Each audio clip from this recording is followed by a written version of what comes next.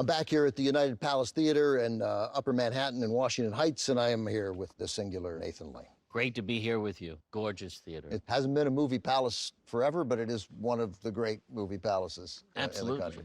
We've reached the back half of the double feature that you programmed. We opened with Double Indemnity from 1944. We jump forward 30 years from 1974, directed by Roman Polanski, Jack Nicholson, and Faye Dunaway with John Huston in Chinatown. And this is a movie that gets better every time you see it, and you understand more every time you see it. Yeah, it's a complicated plot, and that's how character is revealed. It's all through the plot. Apparently, Robert Evans, when he read it, found it incomprehensible. Yeah, he'd already agreed to do the movie. He loved it. He loved the idea of it, but when he read the screenplay, which was quite long.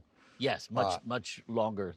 Yeah, he was baffled by it. And I would actually urge people who maybe have never seen Chinatown, they don't get discouraged if you can't follow something. Like, all you have to know is this is about bringing water into the desert, because Los Angeles is in the desert.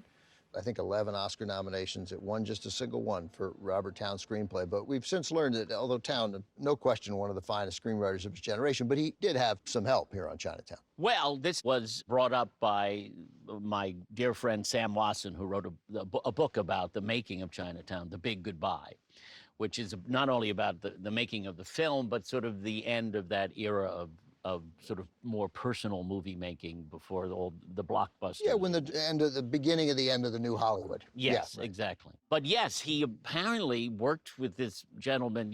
Edward Taylor. Edward Taylor. Yeah. Remember that name. Edward Taylor was, very involved, and they wrote things together, but he was sort of, he was uncredited. And I presume willing to be uncredited. I think he was. Would have been nice if Robert Towne. It would have been nice. Yeah. And the director, Roman Polanski, himself maintained that he rewrote much of it, while not trying to take credit for it at the same time, acknowledge that it's this Robert Towne screenplay. Even the score was a last-minute thing where Robert Evans saw the movie with another score and thought it was horrible, and went to Jerry Goldsmith's house, knocked on his door, and said, "I need you to save my movie." And he did. And he did. Yeah. I mean, that theme with the trumpet, apparently he said to the trumpet player, "Make it sexy, but they're having bad sex." This is one of those films where, when you read that Robert Evans, who was quite as powerful a producer as there was in 1974, wanted Jane Fonda, but Polanski wanted Faye, Jane Fonda would have been wonderful in the role, there's no question, but difficult to imagine anybody else playing Evelyn Mulwray.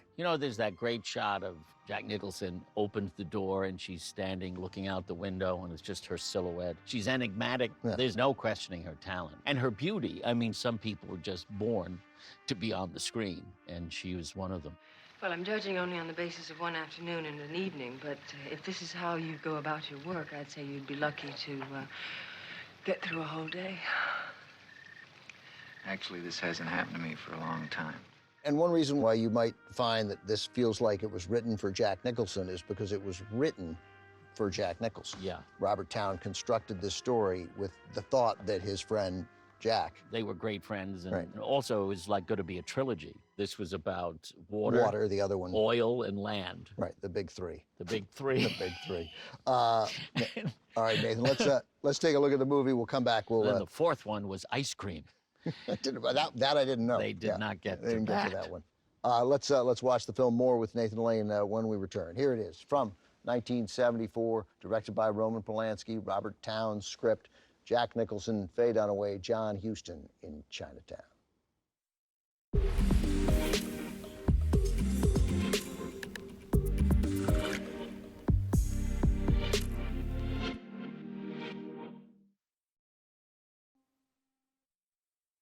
That's an ending, and that is a great, great, great last line. Oh, absolutely. And it tells me, I thought, that means that in that longer screenplay that Robert Towne submitted, there must have been more to Chinatown than just the few allusions we have to this is where, clearly, as when he was a cop or an investigator for the district attorney, Nicholson didn't play ball. And it led to a murder on that occasion as well. That's right. So someone he was trying to protect was killed. I imagine that was fleshed out a little more to have the big last line be a part of the city that we haven't really ever seen until the final moments. The end, what Robert Towne envisioned and what Roman Polanski envisioned were quite different. Yeah, apparently he wanted a happier, Town did. for lack of a better word, a happier ending, and that Faye Dunaway would survive and Houston would be killed, but Polanski. Los Angeles had to represent a terrible place to him. It's his wife and Absolutely, and his unborn child murdered. Sharon Tate. So he really wanted that bleak ending, which I think was the right thing to do. But I'm sure it was hard. And today they would have fought against it.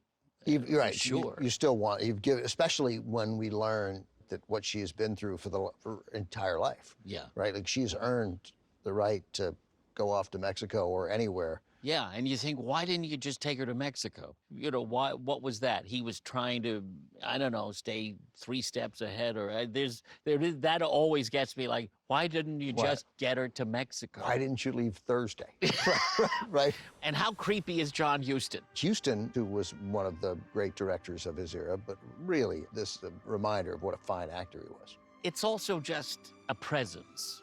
You may think you know what you're dealing with, but believe me, you don't. There's the history of him having directed The Maltese Falcon, that connection to film noir. That's an inspired idea to use him in that particular part. Chinatown is a near perfect movie. It may be a perfect movie, but there are a lot of things like, why didn't you leave Thursday? She could have left early, right? And why is Fred McMurray wearing his wedding ring? And why is Fred McMurray? And what did Jack Nicholson think he was going to do by revealing everything he knew about this case right then, when the goon is right there who you just beat up? Like he's like, yeah, just take the glasses. And Nicholson's like, oh, I should have I should have left him in the car, or something. Like, you don't need to give away the... Well, how about just the bandage? When you initially see him bandage and you think, how are we going to get through the movie where the leading man has that on? Nicholson got a lot of praise, and justified, I think, that this was a pretty big risk. He's a giant star, and he spends about 45% of the movie, maybe more, with this Band-Aid that isn't just covering the nose. I mean, it comes up. You got to be more careful. That was really smart. Only when I breathe. I think that's a sign, not that we needed a sign of how great an actor he is, but this is one. Well, it's like a big metaphor, I guess, for don't stick your nose into Chinatown business. Right. So when you were asked to pick 2 movies, did these immediately come together as a double feature? Did you think, I'd love to have Double Indemnity, and then you add Chinatown? I took some mushrooms, and then I threw darts at a wall of film titles. Yeah. I just thought the connection of, first of all, Raymond Chandler, and, Chinatown is always called Chandler-esque, anything connected with old Los Angeles. By the way, it's from 1974. This is a great period piece. I mean, this is making this look like... Although it's the 30s as seen through a lens of the 70s. Still works. Because I think it was discussed that I think Evans maybe wanted it in black and white, and Polanski was like, no, I want to see the colors. I want to see the textures of the land and the whole thing. And I think that's what makes it special. But you didn't... So it was that connection, film noir. This is sometimes called neo-noir, although now I think it's aged into full-blown noir. It's 51 years old. It's not neo anything. Yeah. Nathan Lane. Yes, sir. Thank you so much. Thank you so much. It was a great pleasure. Thanks for being here, and thanks for supporting TCM.